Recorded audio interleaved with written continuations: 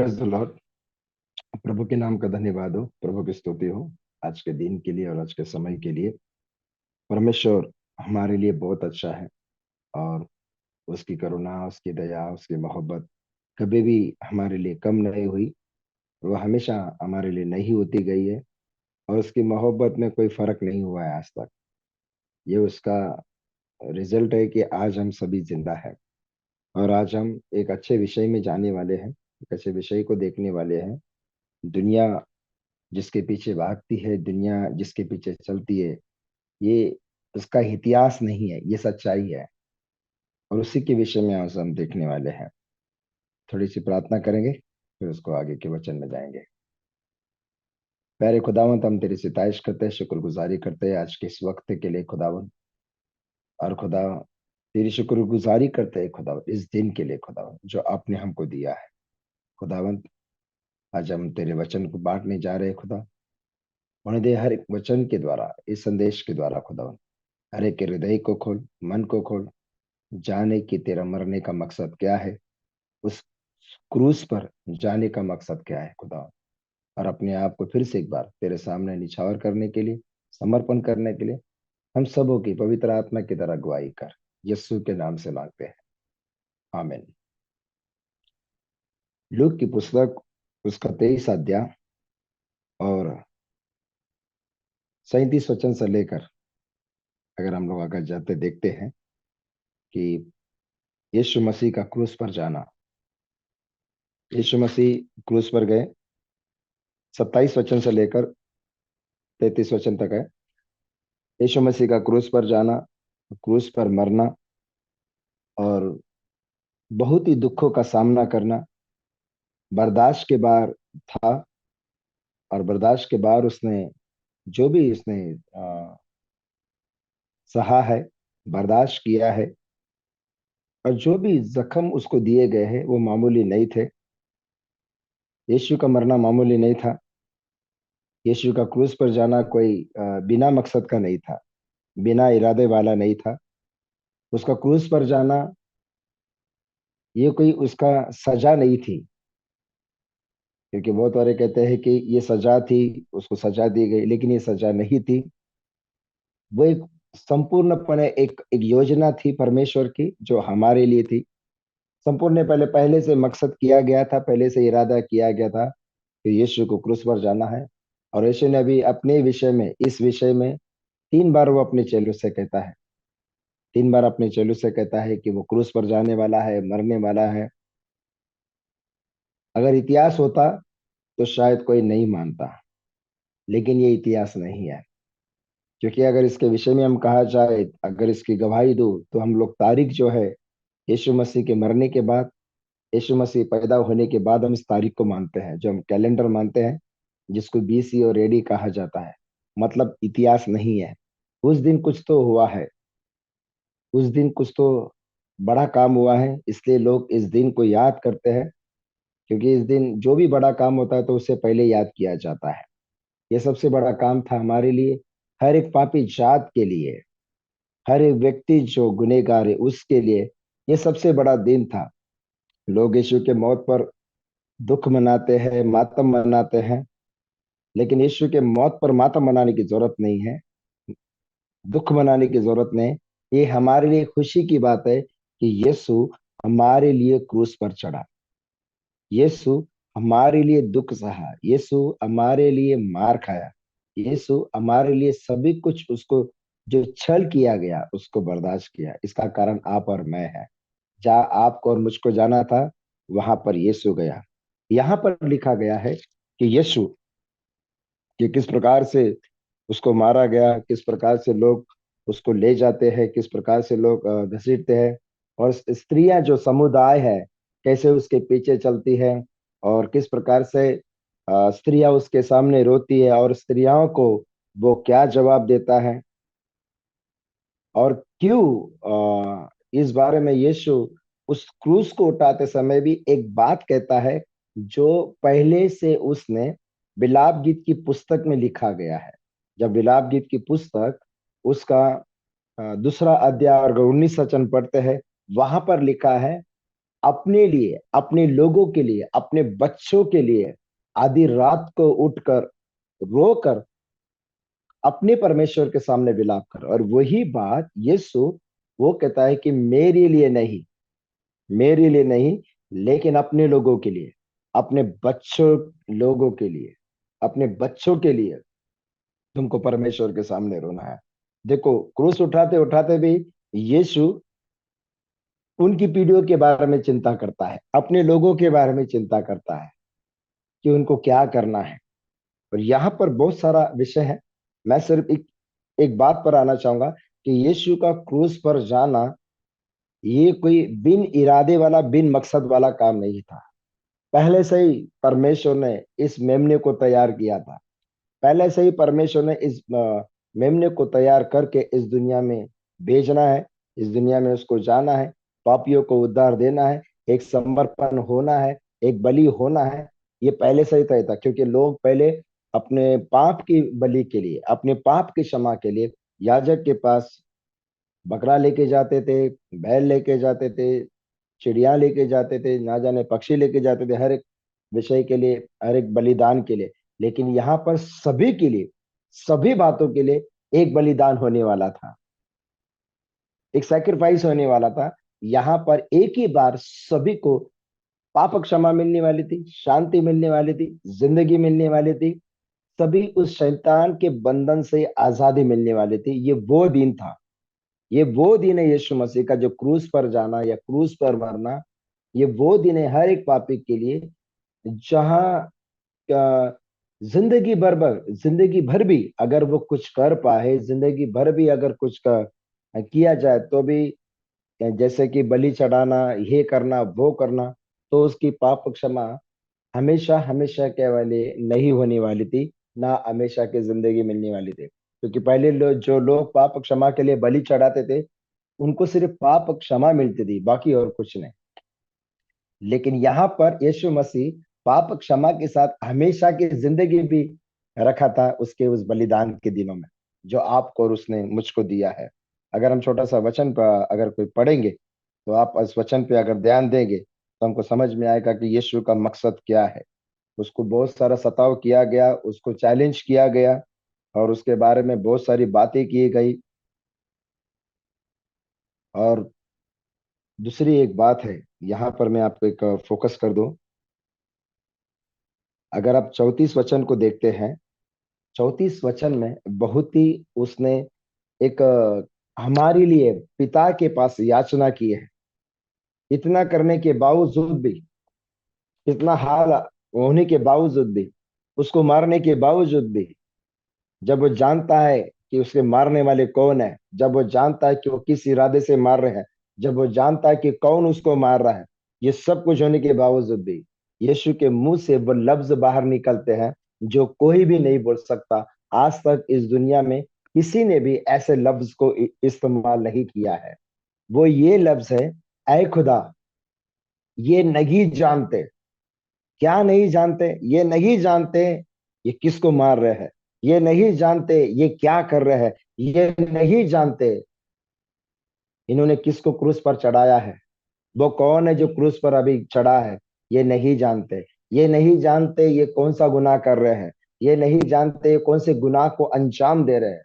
ये कुछ नहीं जानते। ये जो भी कुछ लोग कर रहे हैं, ये अनजाने में कर रहे हैं। जैसे कि कोई एक कैदी को सजा दी जाती है, रोज का इनका रोटेशन था, रोज का रेगुलर था कि एक सजा, पापी को सजा दिया जाए।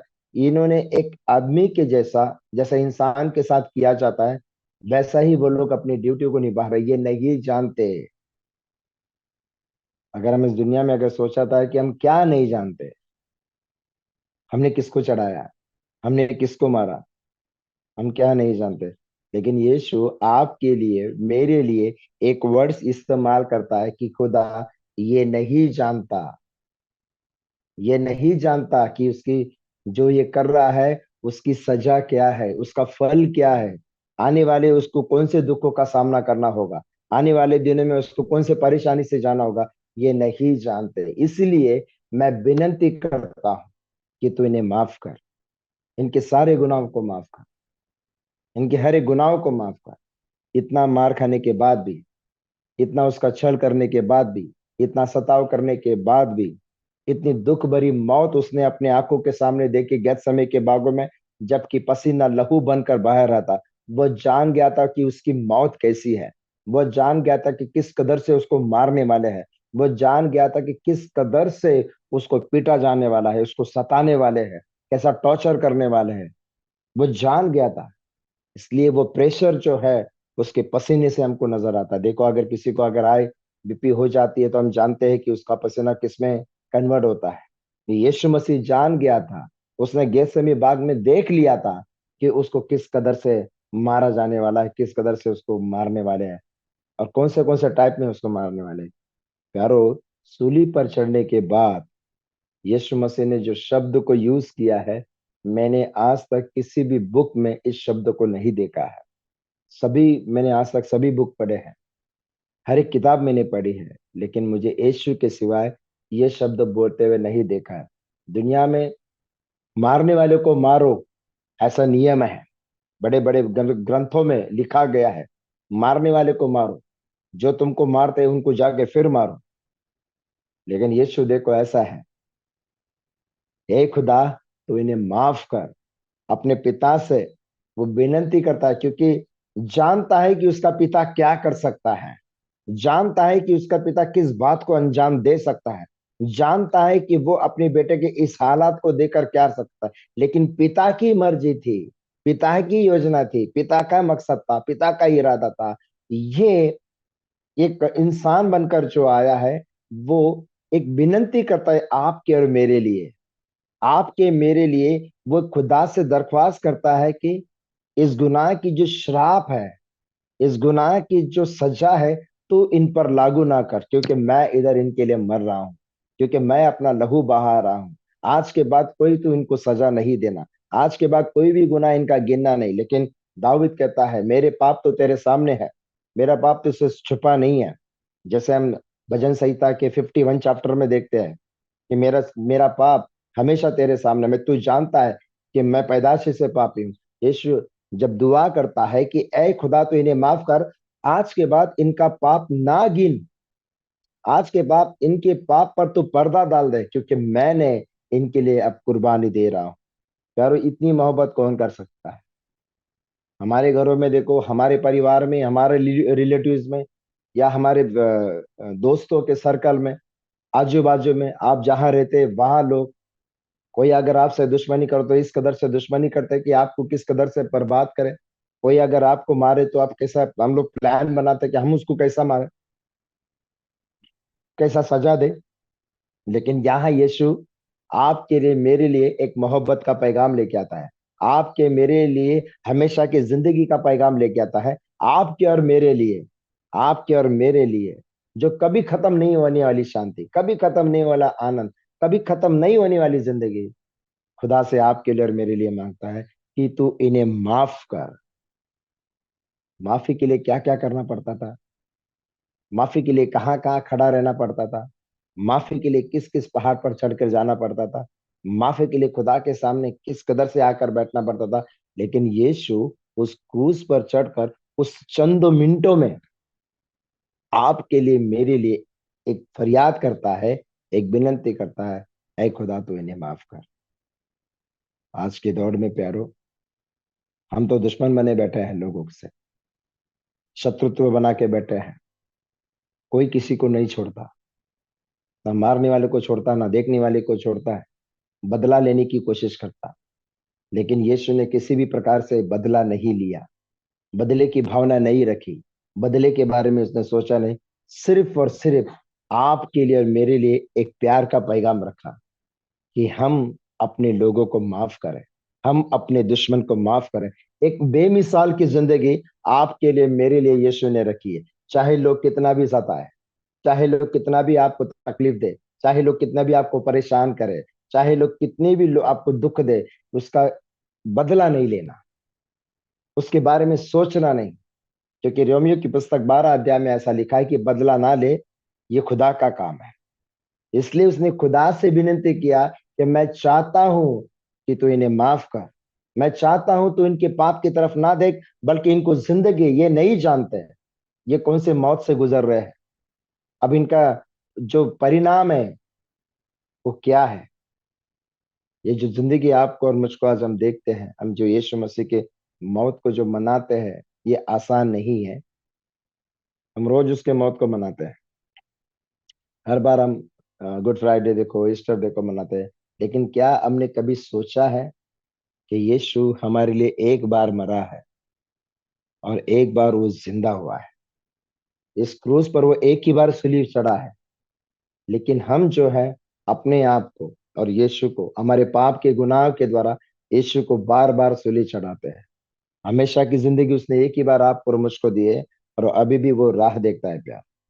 इस वचन के विषय में अगर कहा जाए, ये बहुत ही कठिन दिन है, ये बहुत ही दुख भरा दिन है, लेकिन वो यीशु के लिए, हमारे लिए नहीं, हमारे लिए खुशी का दिन है, हमारे लिए जश्न बनाने का दिन है, हमारे लिए आनंद करने का दिन है।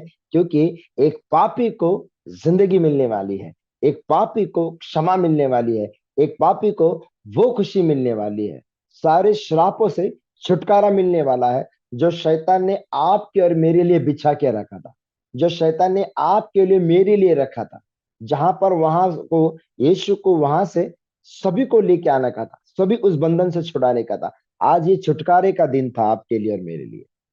इस दिन को बहुत सारे लोग रोते हैं, वहां स्त्रियों के जैसा बहुत सारे लोग दुख मनाते हैं कि यीशु हमारे लिए मरा, यीशु हमारे लिए मरा, यीशु दुख मनाते हैं। ये दुख मनाने का दिन नहीं है, ये आनंद मनाने का दिन है। यीशु ने आपके लिए और मेरे लिए दुख मनाया, यीशु ने आपके लिए मेरे लिए मौत सहा, यीशु आपके लिए और मेरे लिए सूली चढ़ा, यीशु और आपके मेरे लिए वहां गया जहां हमको जाने का था, वो वहां गया। सजा उसने कैंसल कर दी। जो कुछ होना था वो हमको होना था, लेकिन उसने अपने आप पर ले लिया। इसलिए मत्ती 11:28 में लिखा है कि ए बहुत से दबे हुए लोगों, मेरे पास आओ, मेरे पास आओ, मैं तुम्हें विश्रांति दूंगा, मैं तुम्हें शांति दूंगा, मैं तुम्हें जिंदगी दूंगा। यूहन्ना उसका 7 अध्याय उसके 37 वचन में भी देखते थे कि ए लोगो मेरे पास आओ। याकूब उसकी पत्री उसका 4 अध्याय 8 वचन में कहता है कि मेरे पास आओ, मैं तुम्हें जिंदगी दूंगा। ये वो दिन था, यीशु से जिंदगी का मिलने का दिन था, यीशु से रूबरू में, खुदा से रूबरू मिलने का दिन था। क्योंकि पहले के लोग जब पाप गुनाह करते थे, उनको सिर्फ संदूक के बाहर उनको रुकना पड़ता था, याजक अंदर जाता था, वो सब कुछ करता था, तब जाके वो गुनाह की माफी। लेकिन यहाँ पर यीशु ने डायरेक्ट आपको और मुझको पिता से मिलाने का दिन ठहराया उसके मौत के जरिए। यहाँ पर आपको और मुझको सभी प्रकार के श्राप से, गुनाहों से, मौत की उस दलदल से वापस लाने का दिन ठहराया यीशु ने। यीशु का क्रूस पर जाना उस श्राप को तोड़ने के जैसा है। यीशु का क्रूस पर जाना उस मौत के बंधन को तोड़ने जैसा है। यीशु का क्रूस पर जाना अनेक लोगों के लिए क्षमा का दिन है ये। क्षमा को हासिल करने का दिन है ये। क्षमा को अपनी जिंदगी में लेने का दिन है ये, जो यीशु ने आपके लिए मेरे लिए रखा प्यारो। उसने श्राप को आशीष में बदल दिया। जो झाड़ श्रापित किया जाता है, क्योंकि बाइबल कहती है पतरस के उस पुस्तक में कि वो श्रापित है, जो वो वृक्ष जो है वो श्रापित था, जहां पर मौत को दरवाजा खोला गया, मौत का दरवाजा खोला गया, जहां से मौत आने लगी। जब हम जानते हैं कि एदेन के बगीचे में क्या हुआ था, उसी वृक्ष पर, उसी वृक्ष पर जहां से मौत आया, उसी वृक्ष पर मौत को अपने खांधों पर लेकर, जिंदगी अपने मौत को अपने खांधों पर लेकर उस मौत को उसने खत्म कर दिया। जहां से मौत आई थी, वहां से उसने जिंदगी दी आपको और मुझको प्यारो। हम और आप क्या कर सकते हैं? यीशु हमारे लिए, आपके लिए और मेरे लिए सुली गया, तो हम क्या कर सकते हैं? हम अपनी जिंदगी को किस कदर से उसको दे सकते हैं? हम अपनी जिंदगी को किस कदर से उसको बांट सकते हैं? हम एक ही कर सकते हैं। जैसा यीशु अपने पिता की इच्छा को पूरा किया, उसकी मर्जी को पूरा किया, वो नहीं चाहता था कि ना हो, क्योंकि उसने अपनी मौत को देख लिया था, उस परिस्थिति को देख लिया था, आने वाली मौत के दृश्य को उसने देख लिया था कि क्या होने वाला है मेरे साथ, ये लोग मेरे साथ क्या करने वाले हैं। इतना जानकर भी अनजान नहीं था वो अनजान नहीं था। अगर हम जानते हैं कि आगे क्या होने वाला है तो हम कभी भी उधर टांग नहीं रखेंगे, हम कभी भी अपने पैर को नहीं रखेंगे, हम कभी भी उधर नहीं जाएंगे। क्या कोई जानबूझकर खड्डे में टांग डालेगा? क्या कोई जानबूझकर आग में पैर रखेगा? क्या कोई जानबूझकर मुसीबत को मोड़ लेगा? लेकिन यीशु सब जानता था। गेत्सेमनी के बाग में प्रार्थना करते समय सब जानता था, सब जानता था। फिर भी उसने आपके लिए और मेरे लिए मौत को गले लगाया ताकि आपको मुझको जिंदगी मिले। फिर भी उसने उस सभी श्रापों को ले लिया ताकि आपको और मुझको आशीष मिले। फिर भी उसने उस सभी बीमारी को उसने गले लगाया ताकि यार आपको और मुझको चंगाई मिले। फिर भी उसने सारे उस गुनाह को गले लगा दिया। जो पापी नहीं था वो आपके लिए और मेरे लिए पापी ठहराया गया ताकि आपको और मुझको उससे क्षमा मिले, गुनहगारी से आजादी मिले। हम क्या कर सकते हैं? रोम की पुस्तक 12 अध्याय में पहले और दूसरे वचन में लिखा है, हे भाइयों, मैं तुमसे विनती करता हूं कि तुम अपने शरीर को जीवित, प्रभु को भाता हुआ, प्रिय, ग्रहणीय, स्वीकारता हुआ ऐसा तुम डेडिकेशन करो, समर्पित करो। क्योंकि प्रभु यही चाहता है। प्रभु चाहता है कि जैसा उसने हमको माफ किया, प्रभु चाहता है कि जैसा उसने हमको जिंदगी दिया, प्रभु चाहता है कि जैसा उसने हमको आजाद किया, हम भी वही करें जैसा उसने किया। और ये हमेशा की जिंदगी यीशु से जो हमको मिली है, ये कोई साधारण जिंदगी नहीं है प्यारो। इस जिंदगी को पाने के लिए बड़े बड़े याजक लोग, बड़े बड़े जो परमेश्वर के दास थे, जो यीशु मसीह से पहले, उन्होंने चाहत करने की कोशिश की लेकिन कहीं को नहीं मिला। लेकिन हमको बहुत ही आसानी से मिला। ऐ खुदा, इन्हें माफ कर, इनको जिंदगी दे, इनको मौत ना दे, इनको श्राप ना दे, इनको आशीष दे। इतनी अच्छी जिंदगी कौन दे सकता है? यीशु के सिवा, यीशु के सिवा ये कुछ कोई नहीं कर सकता। और यही गुण यीशु के बच्चे के अंदर दिखना चाहिए। इस उपवास के दिनों में हम क्या कर सकते हैं? इस उपास जो भी लोग उपास कर रहे हैं, इन उपास के दिनों में हम क्या कर सकते हैं? कि जैसे यीशु ने दुख उठाकर लोगों को जिंदगी दी, यीशु ने मौत को उठाकर जिंदगी दी, जैसा यीशु चला वैसे हम चले। क्योंकि शेर का बच्चा शेर होता है, बिल्ली का बच्चा बिल्ली होता है, चूहे का बच्चा चूहा होता है। हम यहूदा गोत्र के बच्चे हैं, यहूदा गोत्र शेर के बच्चे हैं। जैसा वो है वैसे हम बने, जैसा यीशु चला वैसा हम चले। मौत को गले लगाकर उसने जिंदगी दिया, दुखों को उठाकर उसने खुशी दिया, श्राप को उठाकर उसने आशीष दिया। हम भी वैसे ही करें इस आखिरी दिनों में, उपवास के दिनों में, अपने लिए, अपने बच्चों के लिए, अपने लोगों के लिए, आने वाली पीढ़ी के लिए जो अनजान है यीशु मसीह से, जो अनजान है उसकी मौत से, जो अनजान है उसके पुनरुत्थान से, जो अनजान है उसके खुशखबरी से, जो अनजान है उसके सुसमाचार से, ऐसे लोगों के लिए तैयार हो जाए और अपनी जिंदगी के लिए, उसके लिए, उन लोगों के लिए इस्तेमाल करे। जैसा यीशु ने स्त्रियों से कहा कि मेरे लिए नहीं। बहुत सारे लोग यीशु के लिए रोते हैं। यीशु आपके लिए रोया, मेरे लिए रोया। हमको उसके रोने की लिए जरूरत नहीं है। हम इतने बड़े नहीं है, इतने काबिलियत नहीं है। हमको अपने लोगों के लिए रोना है, अपने पाप के लिए रोना है, अपने श्राप के लिए रोना है। और यही यीशु ने किया। सभी को रोना बंद कर दिया, लेकिन उसने कहा कि आप आने वाली पीढ़ियों के लिए, आने वाली पीढ़ी के लिए आपको रोना है, उसके सामने प्रार्थना करने हैं, उसके सामने माना।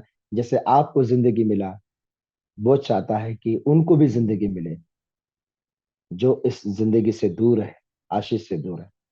खुदावंद आपको आशीष करे, बरकत करे। और जो भी आप फास्टिंग कर रहे हैं, उपवास प्रार्थना कर रहे हैं, आप उपवास प्रार्थना, खुदावंत दोनों भी बरकत करे। और आपके सभी प्रार्थना का जवाब आपको मिले। और आपको ये भी इल्म मिले, आपको ये भी ज्ञान और बुद्धि मिले कि वो क्यों आपके लिए और मेरे लिए क्रूस पर गया, वो क्यों आपके लिए और मेरे लिए मरा, वो क्यों और आपके लिए मेरे लिए इतना दुख हो, इतनी परेशानी, इतना सताव, जानकर भी अनजान नहीं बना, जानकर भी उसने उस सभी को गले लगा दिया। हमारा फर्ज बनता है कि हम अपनी जिंदगी को अनजान जैसे ना बिताए, जब आप जानते हैं कि यीशु ने आपके लिए इतना कुछ किया है, जब आप जानते हैं कि उसने मौत को गले लगाया है, तो अभी हमारा वक्त है कि हम उसको गले लगाए, अपनी जिंदगी में उसको दावत दे, अपनी जिंदगी में उसको आने दे, ताकि आपकी जिंदगी और भी आशीषित बने, लोगों के लिए आशीषित बने, एक बेमिसाल बने। खुदा उन आपको बरकत दे। प्रार्थना करते हैं। प्यारे यीशु, हम तेरे वचन के लिए धन्यवाद देते, तेरी स्तुति तेरी तारीफ करते खुदावन। तेरा मौत का नजारा खुदा दुनिया ने देखा, तेरा मौत का खुदा तमाशा दुनिया ने देखा, लेकिन खुदा हम जानते हैं कि उस नजारे में जिंदगी छुपी थी, आशीष छुपा था, सभी प्रकार के गुनाहों से माफी छुपी थी खुदा। वो लहू जो बहाया गया हमारे लिए खुदावन, वो हमेशा की जिंदगी थी खुदा। इसलिए हम तेरी शुक्रगुजारी करते हैं, शुक्रगुजारी करते हैं कि आप हमारे खातिर खुदावन, हमारे गुनाहों के खातिर, हमारे श्राप के खातिर खुदावन, उन सभी बातों को आपने सही लिया खुदा, और हमको जिंदगी दी। हमको माफ करने के लिए खुदा हम तेरा शुक्रगुजारी करते हैं, नई जिंदगी देने के लिए खुदा, हमारी पीढ़ियों का श्राप खुदा हम पर निकालने के लिए खुदा हम तेरा धन्यवाद करते हैं। खुदावंत होने दे, जितने भी लोग यदि तुझे नहीं जानते हैं, जितने भी लोग जानते हुए अगर अनजान है, उन सभी के दिलों से बातें कर खुदा, और उनके दिल में खुदावन ये बुद्धि, ये ज्ञान, ये इल्म खुदा तेरे कलाम के प्रति तो पैदा कर, ताकि वो बेमिसाल की जिंदगी बिताए। यीशु मसीह के नाम से मांगते, सुन और कबूल कर। आमीन आमीन। खुदावन आपको बरकत दे। Praise the Lord.